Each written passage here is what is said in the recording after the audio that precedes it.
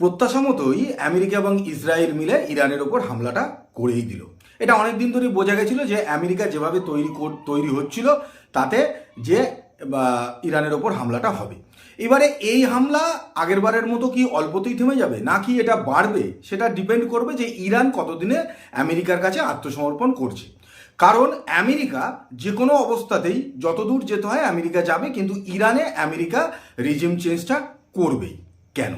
দেখুন, একটা দিকে তো ব্যাপার যে ইরান পরমাণু অস্ত্র প্রায় বানিয়ে ফেলেছে, এই দাবি কিন্তু ইসরায়েলের প্রেসিডেন্ট বেঞ্জামিন নেতানিয়াহু সেটা আজ 15 বছর ধরে করে চলেছে।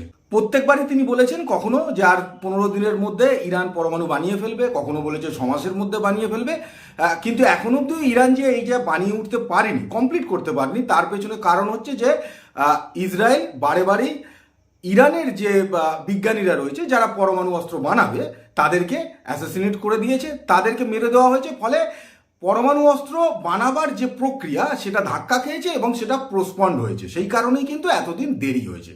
এইবারে আমেরিকা যে ইরানের ওপরে এই যে হামলাটা করলো সেটা কি আদতে শুধুমাত্র ইরানি টার্গেট, যে ইসরায়েলকে বাঁচাতে গেলে ইরান যে পরমাণু প্রোগ্রাম চালাচ্ছে সেটাকে বন্ধ করে দিতে হবে? আসলে কিন্তু তা নয়। আসলে আমেরিকার টার্গেট হচ্ছে চায়না। কেন?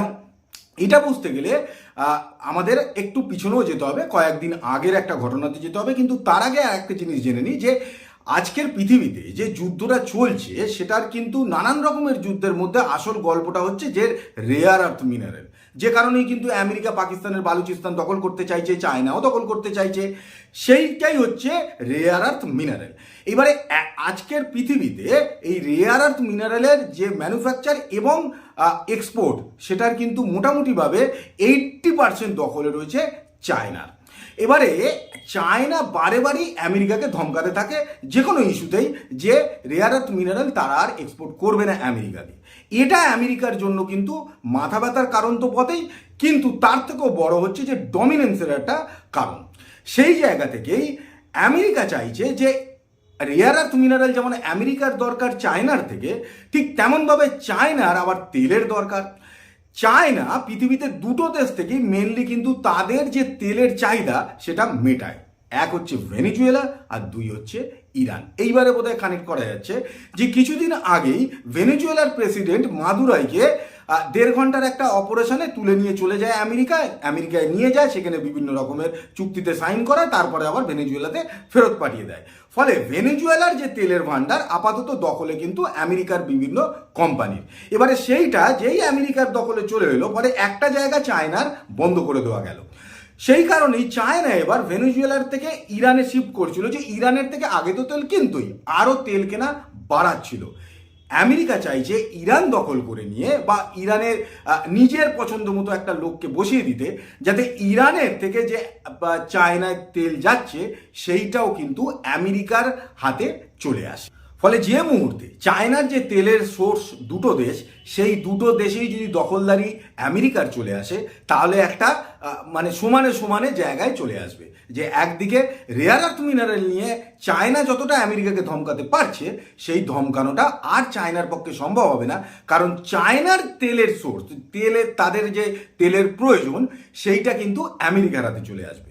ফলে এই মুহূর্তে এই দুটো দেশ সারা পৃথিবীতে তারা কে সেরা এটা প্রমাণের জন্য ব্যস্ত হয়ে উঠেছে। যেরকমভাবে একটা সময় সোভিয়েত ইউনিয়ন এবং আমেরিকার মধ্যে একটা ঠান্ডা লড়াই চলছিল, সেই লড়াই কিন্তু এই মুহূর্তে চলছে চায়না এবং আমেরিকার মধ্যে। আমেরিকার অর্থনীতি 30 ট্রিলিয়ন, এদিকে চায়নার অর্থনীতি 19 ট্রিলিয়ন, বাকিরা কিন্তু অনেক পেছনে। ইভেন আমাদের ভারতবর্ষ আজকে 4th পজিশনে চলে এসছে, কিন্তু আমাদেরও কিন্তু মোটামুটি 4 ট্রিলিয়নের কাছাকাছি। ফলে চায়না অনেকটা এগিয়ে, এই সত্যিটা কিন্তু আমাদের মেনে নিতে হবে। সেই জায়গা থেকে দাঁড়িয়ে আমেরিকা চায়নাকে কাউন্টার করতেই কিন্তু ইরানের ওপর হামলাটা করছে, এবং যে কোনো উপায়ে ইরানে কিন্তু তার রিজিম চেঞ্জ হবেই, এটাকে কোনোভাবে আটকানো যাবে না। এবারে আমাদের কি এখান থেকে কিছু পাওয়ার আছে? দেখুন, এই ইস্যুতে ভারত যেরকমভাবে রাশিয়া ইউক্রেন ইস্যুতে চুপচাপ ছিল, এই ইস্যুতেও কিন্তু ভারতের একটাই বক্তব্য থাকবে যে যুদ্ধটা থামিয়ে দাও, বসে আলোচনা করে একটা সমাধান সূত্র বের করা। কিন্তু আদতে সেই সমাধান সূত্র বসে আলোচনা করে হবে না, কারণ মোটামুটিভাবে সব আগে থেকে ঠিক করা রয়েছে, সেই অনুযায়ী এই যুদ্ধ চলছে। কিন্তু যদি চায়নাকে আমেরিকা কাউন্টার করে রেয়ার আর্থ মিনারেলের ক্ষেত্রে, তাহলে সেদিক থেকে কিন্তু আমাদের জন্য একটা ভালো খবর। কারণ চায়না যেরকমভাবে আমেরিকাকে ধমকাচ্ছে, সেরকমভাবে কিন্তু আমাদেরও ধমকাচ্ছে এবং আমাদেরও অবস্ট্রাকশন সবসময় কিন্তু চায়না নিয়ে আসছে।